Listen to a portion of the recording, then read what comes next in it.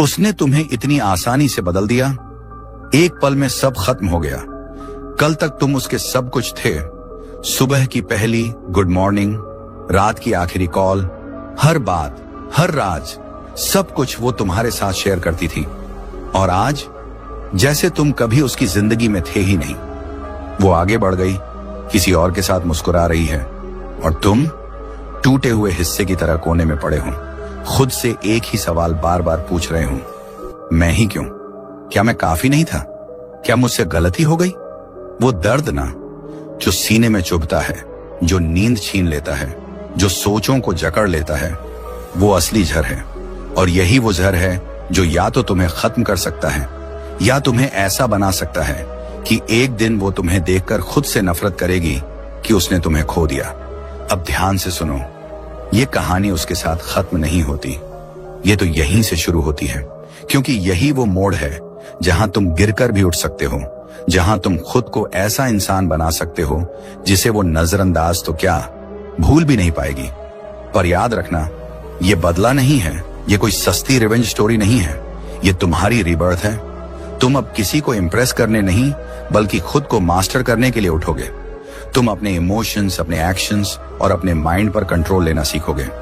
क्योंकि यही असली स्टोइक पावर है, वो ताकत जो बाहर से नहीं अंदर से पैदा होती है।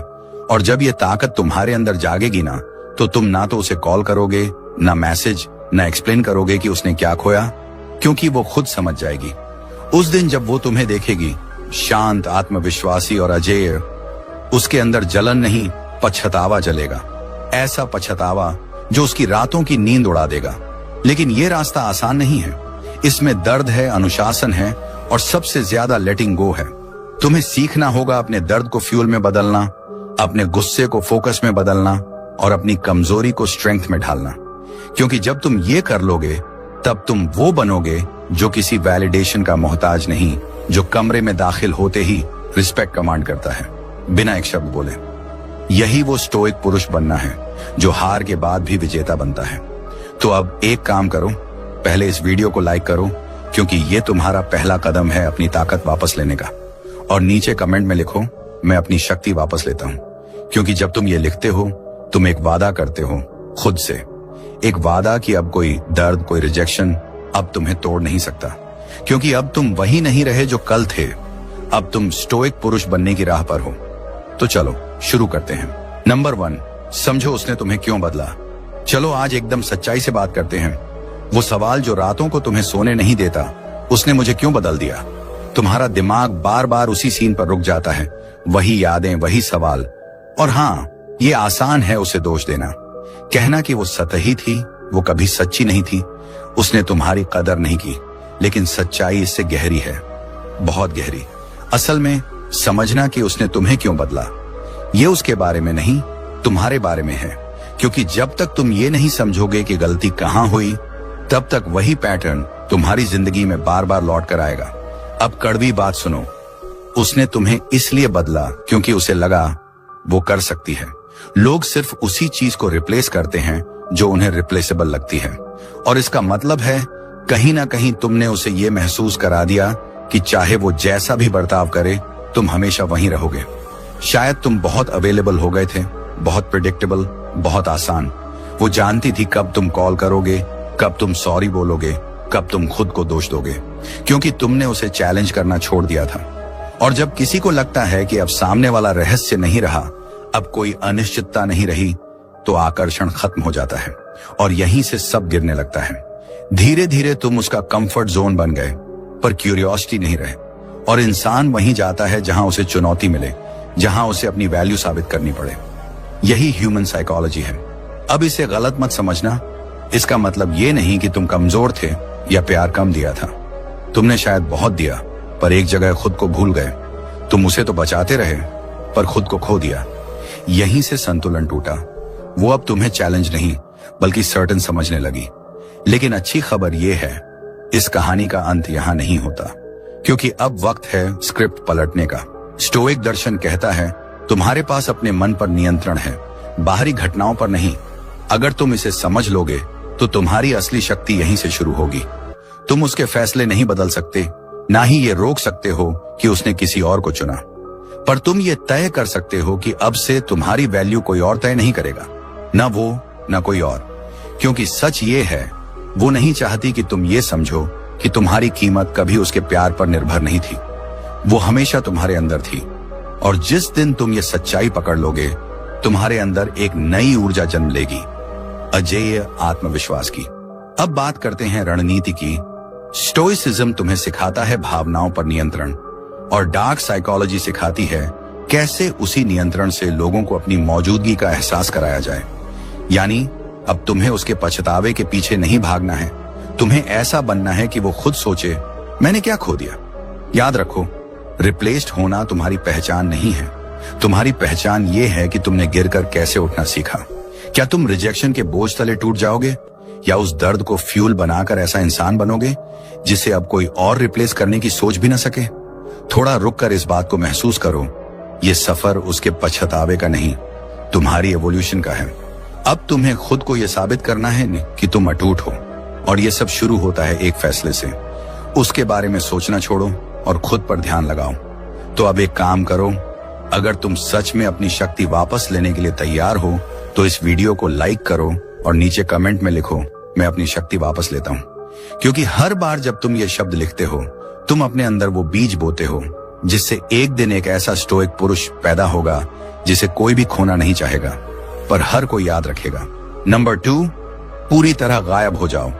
अब जब तुमने ये सच्चाई स्वीकार कर ली है कि उसने तुम्हें क्यों बदला, तो अब वक्त है एक्शन लेने का। और जो कदम मैं अभी बताने वाला हूं वो सबसे मुश्किल है, क्योंकि इसके लिए हिम्मत चाहिए, ईगो कंट्रोल चाहिए और शक्ति चाहिए। पर यही वो कदम है जो खेल को पलट देता है। तुम्हें अब करना है पूरी तरह से गायब। हाँ, बिल्कुल गायब। कोई मैसेज नहीं, कोई कॉल नहीं, कोई स्टेटस व्यू नहीं, कोई स्टोरी रिएक्ट नहीं, यहां तक कि उसके सोशल मीडिया पर एक लाइक भी नहीं। पूरा साइलेंस। क्योंकि याद रखो, तुम्हारा खामोश रहना कभी कभी 1000 शब्दों से ज्यादा असर करता है। देखो, इस वक्त वो यही उम्मीद कर रही है कि तुम उसके पीछे भागोगे, उसे प्रूव करोगे कि तुम अब भी उसे चाहते हो, उसे सॉरी बोलोगे, या उसे दिखाओगे कि तुम अब भी उसके बिना नहीं रह सकते। और हर बार जब तुम ऐसा करते हो, तुम उसकी सोच को पक्का करते हो कि हाँ, ये अब भी मेरे कंट्रोल में है। पर जब तुम अचानक विथड्रॉ करते हो, अपनी एनर्जी, अपनी प्रेजेंस, अपनी अटेंशन पूरी तरह खींच लेते हो, तो वहां एक वॉइड बनती है, और इंसान का दिमाग उस खाली जगह को बर्दाश्त नहीं कर पाता। वो सोचने लगती है, वो अचानक चुप क्यों हो गया? क्या उसने किसी और को ढूंढ लिया? क्या वो अब मुझे भूल गया? क्या मैं गलत थी उसे छोड़कर? यही है ज़ीगार्निक इफेक्ट। जब किसी के दिमाग में कोई कहानी अधूरी रह जाती है, तो वो उसे बार बार पूरा करने की कोशिश करता है। तुम्हारा साइलेंस उसकी सबसे बड़ी मेंटल टॉर्चर बन जाएगा, क्योंकि अब उसके पास कोई जवाब नहीं, कोई क्लोजर नहीं, सिर्फ अधूरी सोचें और बेचैनी। और यही तुम्हारी डार्क एडवांटेज है। अब वो नहीं समझ पाएगी कि तुम क्या सोच रहे हो, वो नहीं जान पाएगी कि तुम आगे बढ़ चुके हो या नहीं। और जब ये अनिश्चितता बढ़ेगी, तब उसके अंदर पछतावा भी बढ़ेगा। अब देखो, ये आसान नहीं है। जब दिल जुड़ा होता है तो एक टेक्स्ट करने का मन बहुत करता है, लगता है बस एक बार समझा दूं, शायद वो बदल जाए। पर सच्चाई ये है, हर बार जब तुम रीच आउट करते हो, तुम घड़ी को रीसेट कर देते हो और उसे फिर से ताकत दे देते हो। और हम अब वो गलती नहीं दोहराने वाले। अब हम लंबा खेल खेल रहे हैं, और इस खेल में तुम्हारा सबसे बड़ा हथियार है खामोशी। याद रखो, विथड्रॉ करना भागना नहीं है, ये है अपनी ताकत वापस लेना, अपने भीतर की ऊर्जा को बचाना। वो ऊर्जा जो पहले तुम किसी और पर खर्च करते थे, अब तुम्हें खुद पर लगानी है। क्योंकि सच ये है, तुम्हारी प्रेजेंस की कीमत उसे अब नहीं समझ आई, पर तुम्हारी एब्सेंस उसे सब सिखा देगी। वो अब उस खालीपन में खुद से टकराएगी, वो सोच सोच कर थक जाएगी कि अब वो कहां गया, और वहीं से शुरू होगा उसका पछतावा और तुम्हारा राइज। मार्कस ऑरेलियस ने कहा था, तुम्हारे पास अपने मन पर नियंत्रण है, बाहर की घटनाओं पर नहीं। अगर तुम ये समझ गए तो तुम्हारी असली शक्ति यहीं से शुरू होगी, और यही स्टोइसिज्म की जड़ है। जब तुम विथड्रॉ करते हो तो तुम अब उसकी हरकतों पर नहीं, बल्कि अपनी भावनाओं पर प्रतिक्रिया देना छोड़ देते हो। तुम अब किसी वैलिडेशन के मोहताज नहीं रहते, तुम खुद का मालिक बन जाते हो। अब अगर तुम सच में अपने जीवन की बागडोर वापस लेना चाहते हो, तो अभी इस वीडियो को लाइक करो और नीचे कमेंट में लिखो, मैं अपनी शक्ति वापस लेता हूं। क्योंकि हर बार जब तुम ये शब्द लिखते हो, तुम अपने अंदर एक वादा दोहराते हो कि अब तुम्हें कोई डिफाइन नहीं करेगा, तुम खुद अपनी कहानी के मालिक बनोगे। और अब चलो आगे बढ़ते हैं, क्योंकि अगला कदम वहीं से शुरू होता है जहां से तुम्हारी असली ट्रांसफॉर्मेशन शुरू होती है। Number 3, the glow up effect. अब जब तुम पूरी तरह विड्रॉ कर चुके हो, खामोशी से एक वॉइड बना चुके हो, तो अब वक्त है इस पूरे सफर के सबसे जरूरी हिस्से पर ध्यान देने का, तुम खुद। यहीं से असली ट्रांसफॉर्मेशन शुरू होती है, क्योंकि अब जबकि वो सोच रही है, उसने अचानक बात करना क्यों बंद कर दिया? क्या वो किसी और में व्यस्त है? क्या मैं उसके लिए अब मायने नहीं रखती? तभी तुम उस समय का इस्तेमाल कर रहे हो खुद को नया बनाने में, हर उस हिस्से को अपग्रेड करने में जिसे कभी तुमने उसके लिए नजरअंदाज किया था। और यही है द ग्लो अप इफेक्ट, जहां तुम सिर्फ अपने लुक्स नहीं बल्कि अपनी आत्मा को नया रूप देते हो। क्योंकि जब एक पुरुष खुद को निखारता है, वो सिर्फ बदलता नहीं, वो अजेय बन जाता है। और जब वो महिला जिसने तुम्हें छोड़ा था एक दिन उस बदले हुए तुम्हें देखेगी, तो उसे सिर्फ पछतावा नहीं होगा, उसे खुद से नफरत होगी कि उसने तुम्हें खो दिया। अब समझो, ग्लो अप का मतलब क्या है?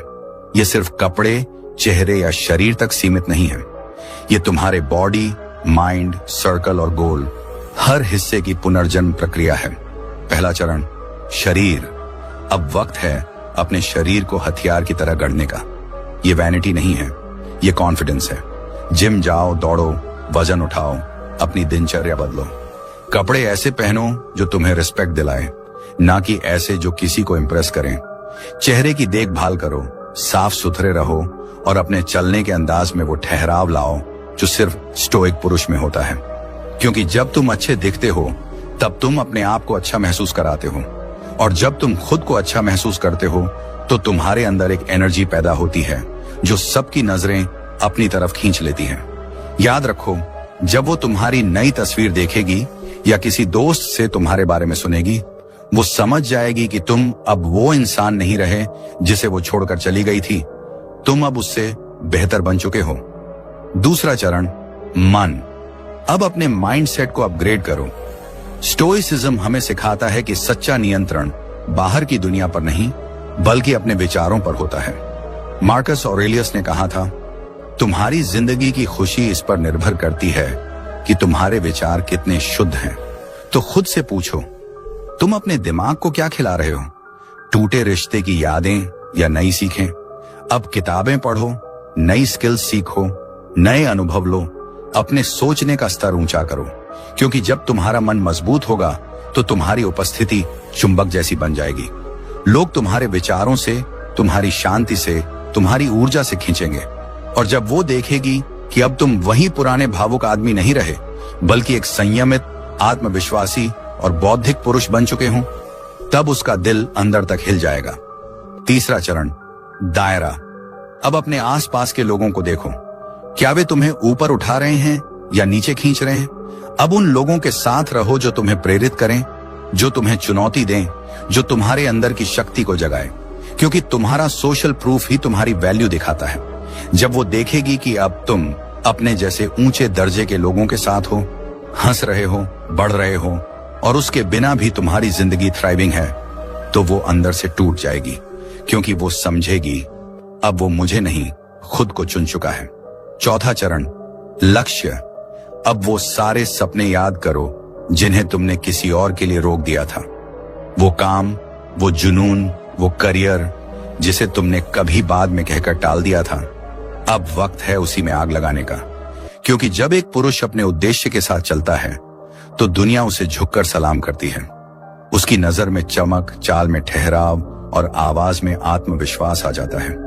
और यही वो लम्हा होता है जहां वो महिला समझती है, मैंने जिस आदमी को छोड़ा था वो अब वही आदमी नहीं रहा, वो अब कुछ बड़ा बन चुका है। यही है ग्लो अप इफेक्ट, जहां तुम सिर्फ बाहरी रूप से नहीं बल्कि अंदर से भी एक नया जन्म लेते हो। अब तुम्हारा उद्देश्य उसे पछतावा दिलाना नहीं बल्कि खुद को प्राउड बनाना है। क्योंकि जब तुम खुद से खुश होते हो, जब तुम्हारी जिंदगी पूर्ण हो जाती है, तो वो पछतावा अपने आप उसके दिल तक पहुंच जाता है। और सबसे खूबसूरत बात, तुम्हें कुछ कहने की जरूरत नहीं पड़ेगी। तुम्हारा ट्रांसफॉर्मेशन खुद बोलेगा। लेकिन ध्यान रखना, ये दिखावे के लिए नहीं है, ये किसी वैलिडेशन के लिए नहीं है, ये तुम्हारे आत्मसम्मान, तुम्हारी शांति और तुम्हारी शक्ति के लिए है। स्टोइसिज्म हमें यही सिखाता है। सच्चा आत्मविश्वास तब पैदा होता है जब तुम्हें खुद को साबित करने की जरूरत नहीं रहती। तो अब अगर तुम अपने ग्लो अप जर्नी की शुरुआत करने के लिए तैयार हो तो नीचे कमेंट में लिखो, मैं अजय हूं। इसे महसूस करो, जोर से बोलो, क्योंकि अब तुम्हारी कहानी का नया अध्याय शुरू हो चुका है। वो अध्याय जहां तुम सिर्फ जीते नहीं, राज करते हो। नंबर 4, साइलेंस की कला में महारत हासिल करो। खामोशी ये वो चीज है जिसे लोग अक्सर कम आंकते हैं, लेकिन असल में यही सबसे ज्यादा ताकतवर हथियार है। जिंदगी में भी और उस वक्त भी जब तुम चाहते हो कि वो लड़की जिसने तुम्हें रिप्लेस किया है तुम्हें मिस करे, तुम्हारे बारे में सोचे और अपने फैसले पर पछताए। लेकिन याद रखना, साइलेंस सिर्फ बोलना बंद कर देना नहीं है, ये एक स्ट्रैटेजी है, एक पावर मूव जो पूरे गेम को पलट देता है। देखो, जब कोई तुम्हें छोड़कर चली जाती है वो उम्मीद करती है कि तुम टूट जाओगे।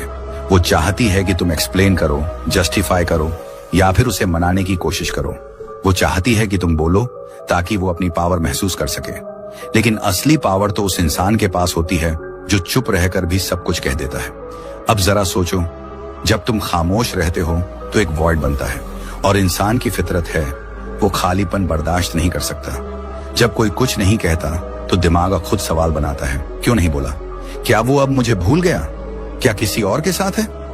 और यही सवाल, यही अनआंसर्ड क्वेश्चंस उसे अंदर से तोड़ते हैं। वो सोचने लगती है कि कहीं उसने गलती तो नहीं कर दी। मार्कस ऑरेलियस ने कहा था, you have power over your mind, not outside events. Realise this and you will find strength. मतलब अगर तुम अपने रिएक्शंस पर काबू पालोगे तो किसी और को तुम्हें डिस्टर्ब करने की ताकत नहीं बचेगी। साइलेंस वही सेल्फ कंट्रोल है। जब तुम खामोश रहते हो तो तुम खुद को उस इमोशनल ट्रैप से निकालते हो जिसमें वो चाहती थी कि तुम फंसो। तुम अब उसके नियमों पर नहीं खेल रहे। तुम्हारा हर न बोलना तुम्हारा कंट्रोल दिखाता है। डार्क साइकोलॉजी में साइलेंस को कहते हैं साइकोलॉजिकल डिसरप्टर, क्योंकि जब तुम रुक जाते हो, जब तुम्हारा कोई रिएक्शन नहीं आता, सामने वाला अनकंफर्टेबल हो जाता है।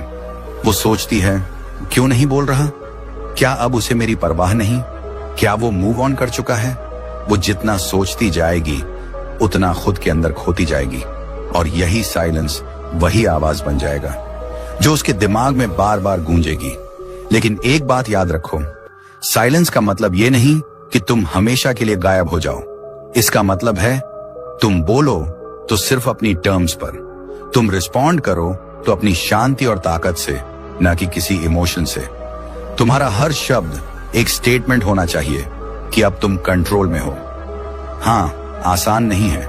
जब तुम किसी से सच्चा लगाव रखते हो तो चुप रहना सबसे मुश्किल काम होता है। मन करेगा कि एक बार बात कर लूं, एक टेक्स्ट भेज दूं, क्लोजर ले लूं। लेकिन याद रखना, हर बार जब तुम साइलेंस तोड़ते हो तुम अपनी पावर वापस उसे दे देते हो। और ये जर्नी पावर वापस लेने की है, देने की नहीं। साइलेंस सिर्फ उसके लिए नहीं है, तुम्हारे लिए भी है। ये वो जगह है जहां तुम खुद को हील करते हो, ग्रो करते हो और फिर एक नए वर्जन के साथ लौटते हो। उस वर्जन के साथ जिसे अब कोई इग्नोर नहीं कर सकता। तो अगर तुम इस कला को अपनाने के लिए तैयार हो, कमेंट में लिखो, मेरी खामोशी ही मेरी ताकत है। जोर से लिखो, क्योंकि ये कोई डायलॉग नहीं, तुम्हारा रेजोल्यूशन है। याद रखो, जो इंसान साइलेंस में स्ट्रांग हो जाता है वो किसी भी रिश्ते में कमजोर नहीं पड़ता। और जब तुम साइलेंस को मास्टर कर लोगे तो दुनिया तुम्हारी आवाज का इंतजार करेगी, क्योंकि तुम्हारी खामोशी अब तुम्हारी पहचान बन चुकी होगी। अब चलो अगले स्टेप पर बढ़ते हैं, क्योंकि अब वक्त है माइंडसेट को बदलने का और वहीं से असली जादू शुरू होता है। नंबर 5, बेवजह परवाह छोड़ो और अजेय बनो।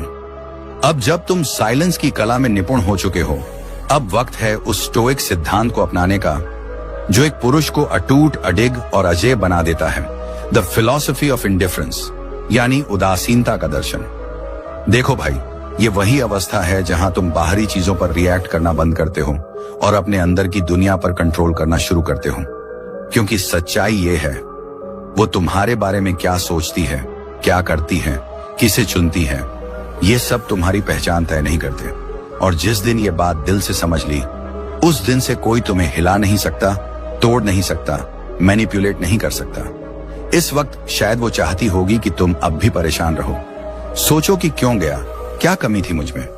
वो उम्मीद करती है कि तुम अभी भी उस वैलिडेशन की तलाश में होगे कि वो एक बार कह दे, हाँ तुम अच्छे थे।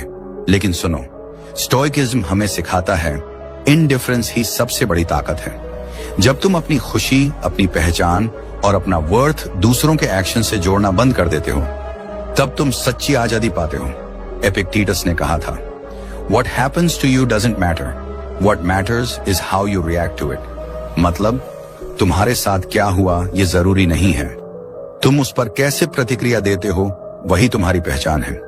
इंडिफरेंस का मतलब परवाह न करना नहीं है, इसका मतलब है सिर्फ उसी चीज को परवाह देना जो तुम्हारे ग्रोथ के लायक है। और सच्चाई ये है, अब उसके ओपिनियन, उसकी चॉइस, उसकी वजहें तुम्हारे ग्रोथ के लायक नहीं है। अब सोचो जरा, जब तुम अचानक इंडिफरेंट हो जाते हो, यानी किसी चीज पर प्रतिक्रिया देना बंद कर देते हो, तो सामने वाले के लिए यह साइकोलॉजिकल शॉक होता है। वो सोचती है अब उसे फर्क क्यों नहीं पड़ रहा, कहीं वो सच में मूव ऑन तो नहीं कर गया, क्या मैंने उसे अंडर एस्टिमेट कर दिया। और यही इंडिफरेंस उसे अंदर तक हिला देती है। डार्क साइकोलॉजी में इसे कहते हैं साइकोलॉजिकल डोमिनेंस, यानी बिना बोले, बिना रिएक्ट किए दूसरे पर असर डाल देना। तुम कुछ नहीं कहते, लेकिन तुम्हारा साइलेंस और तुम्हारी बेपरवाही एक ही संदेश देती है, मुझे तुम्हारे वैलिडेशन की जरूरत नहीं, मैं अपने आप में पूरा हूं। यही वो ऊर्जा है जो तुम्हें मैग्नेटिक बनाती है, क्योंकि दुनिया उसी इंसान की तरफ खींचती है जो खुद से भरा हुआ हो, जो किसी के अप्रूवल का गुलाम ना हो। लेकिन याद रखना, इंडिफरेंस का मतलब ये नहीं कि तुम पत्थर बन जाओ या भावनाएं खत्म कर दो। इसका मतलब है कि तुम अपनी भावनाओं को डायरेक्शन दो, तुम उस पर ध्यान दो जो तुम्हारे कंट्रोल में है, तुम्हारा ग्रोथ, तुम्हारी खुशी, तुम्हारे गोल्स। स्टोइक्स मानते थे कि असली इंसान वही है जो प्रकृति के अनुसार जीता है, यानी अपनी आत्मा, अपनी नियति और अपने उद्देश्य के साथ संतुलन में। जब तुम अपने उद्देश्य के साथ जीना शुरू करते हो, तो किसी रिजेक्शन या किसी रिप्लेस की चोट तुम्हें हिला नहीं पाती, क्योंकि अब तुम जानते हो तुम्हारी वैल्यू किसी के वैलिडेशन पर निर्भर नहीं। तुम पहले से ही पूरे हो, पर्याप्त हो और अपने आप में एक ब्रह्मांड हो। और ये एहसास, यही तुम्हारा सबसे बड़ा आकर्षण बन जाता है। हाँ, इंडिफरेंस आसान नहीं है। हर दिन तुम्हारा मन कहेगा वो क्या कर रही होगी, वो खुश है या नहीं। लेकिन उसी वक्त खुद से पूछो, क्या ये सोच मेरे ग्रोथ में मदद करती है? अगर जवाब नहीं है तो उसे जाने दो, अपनी ऊर्जा वापस अपने अंदर लगाओ, क्योंकि तुम्हारी जिंदगी, तुम्हारे सपने, तुम्हारी मेहनत अब सिर्फ तुम्हारे लिए हैं, उसके लिए नहीं। अब चलो अगले स्टेप की ओर बढ़ते हैं, क्योंकि अब वक्त है सोशल प्रूफ का इस्तेमाल करके अपने ग्लो अप को दुनिया के सामने दिखाने का, ताकि वो सिर्फ पछताए नहीं, अंदर तक हिल जाए। नंबर 6, सोशल प्रूफ का कमाल, अब उसे पछतावा होगा। अब जब तुम इंडिफरेंस की फिलॉसफी को अपना चुके हो, अब वक्त है अपने ट्रांसफॉर्मेशन में एक और परत जोड़ने का, जो मनोविज्ञान और परसेप्शन दोनों पर आधारित है। इसका नाम है सोशल प्रूफ का फेनोमेन। यही वो मनोवैज्ञानिक हथियार है जो तुम्हारे बारे में लोगों की राय और खासकर उसकी सोच दोनों को बदल देता है। और जब ये सही तरीके से किया जाए तो वो सिर्फ तुम्हारे जाने का अफसोस नहीं करती, बल्कि अपनी पूरी सोच, अपनी पूरी जजमेंट पर सवाल उठाने लगती है। अब सवाल ये है, आखिर ये सोशल प्रूफ होता क्या है? सीधी भाषा में कहें, लोग वही मानते हैं जो दुनिया मानती है। यानी अगर दुनिया तुम्हें सम्मान देती है, तुम्हारे आसपास के लोग तुम्हें पसंद करते हैं, तुम्हारी इज्जत करते हैं, तो दुनिया खुद ब खुद तुम्हें काबिल मानने लगती है। यही वजह है कि हमें ऐसे लोगों की ओर खिंचाव महसूस होता है जो दूसरों की नजरों में एडमायर्ड और रिस्पेक्टेड होते हैं। अब जरा सोचो, जब वो तुम्हें देखेगी एक ऐसे इंसान के रूप में जो अपनी जिंदगी में खुश है, कामयाब है, दोस्तों से घिरा है और एक ऐसी जिंदगी जी रहा है जो पर्पस और पीस से भरी है, तो उसे एक बात अंदर तक चुभेगी, वो मेरे बिना और ज्यादा चमक गया। यही एहसास उसे अंदर तक हिला देगा। अब बात करते हैं कि इस सोशल प्रूफ का इस्तेमाल कैसे किया जाए। पहला कदम, अपने सोशल सर्कल को अपग्रेड करो। ऐसे लोगों के बीच रहो जो तुम्हें इंस्पायर करें, चैलेंज करें और तुम्हारा बेस्ट वर्जन बाहर निकालें। पुराने अच्छे दोस्तों से फिर से जुड़ो, नए कॉन्टैक्ट्स बनाओ, ऐसे माहौल में रहो जहां ग्रोथ होती है। ये सिर्फ दिखावे के लिए नहीं, बल्कि तुम्हारी वास्तविक उन्नति के लिए जरूरी है। जब वो देखेगी कि तुम अब अकेले नहीं, बल्कि एक मजबूत और पॉजिटिव सर्कल के बीच में हो, तो उसे समझ आएगा कि तुम्हारी वैल्यू अब और बढ़ चुकी है। दूसरा कदम, अपनी जर्नी को दिखाओ, पर सोच समझकर। इसका मतलब ये नहीं कि हर पल का पोस्ट डालो या अपनी जिंदगी का ड्रामा शेयर करो, बल्कि सोच समझकर छोटे छोटे ग्लिम्पसेस दिखाओ।